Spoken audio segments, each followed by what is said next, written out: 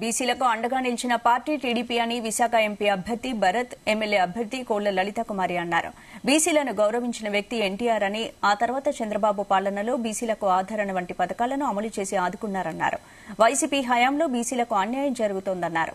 రానున్న ఎన్నికల్లో టీడీపీని గెలిపించి రాష్ట అభివృద్దికి కృషి చేయాలని కోరారు.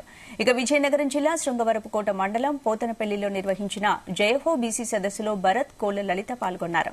ఈ సందర్భంగా బొడ్డవర, అమ్మపాలెం, భవానీనగర్ గ్రామాల నుంచి సుమారు 100 మందికి పైగా వైసీపీ నేతలు టీడీపీలో చేరారు. వారికి భరత్ టీడీపీ కండువా కప్పి పార్టీలోకి ఆహ్వానించారు.